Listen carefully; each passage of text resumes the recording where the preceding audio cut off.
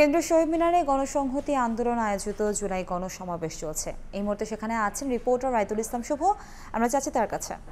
রাইদুল, জুলাই গণ অভ্যুত্থানের একটি বছর পেরিয়েছে। এক বছর পরে এসে গণ আন্দোলন সংহতির পক্ষ থেকে কিন্তু আজকে এই শহীদ মিনার প্রাঙ্গণে তারা গণসমাবেশ করছে এবং বিভিন্ন রাজনৈতিক দল, সামাজিক সংগঠনের নেতাকর্মীরা সকলে কিন্তু এখানে অংশগ্রহণ করেছেন।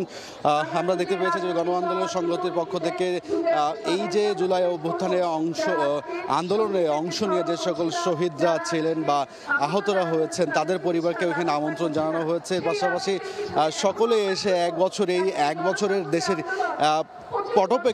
পট পরিবর্তন কীগুলো হয়েছে রাজনৈতিকভাবে, দেশের পরিবর্তনগুলো কি এসেছে বা তাদের যে ক্ষোভগুলো ছিল এক বছরে নতুনভাবে যেই অপরাধগুলো জন্ম নিচ্ছে, যে রাজনৈতিক প্রেক্ষাপটের অবস্থান, সেগুলো কিন্তু আসলে তারা বক্তব্যে তুলে ধরছেন এবং তারা যেই বিষয়টি বারবার করে বলছেন যে এই অভ্যুত্থানের একটি বছর পেরিলেও কিন্তু আসলে যে স্বৈর শাসনের অবসান ঘটেছে সেটি কিন্তু আবার মাথাচাড়া দিয়ে ওঠার চেষ্টা করছে, যে কারণে কিন্তু তাদের যেই আন্দোলন সেটি কিন্তু এখনো চলমান আছে এবং ভবিষ্যতে চলমান থাকবে যতদিন না ফ্যাসিবাদ এই দেশ থেকে আসলে বিতাড়িত হচ্ছে বলে যেমনটা আসলে তাদের বক্তব্যে ফুটে উঠছে।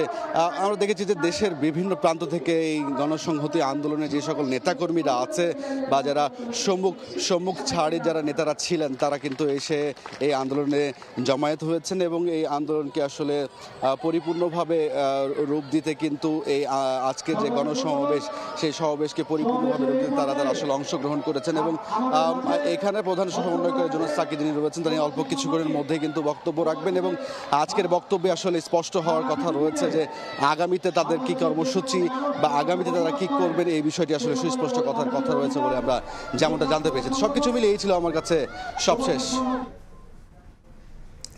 জুলাই গণসমাবেশ চলছে সেই খবরে জানাচ্ছিলেন আমাদের সহকর্মী রাইদুল ইসলাম শুভ।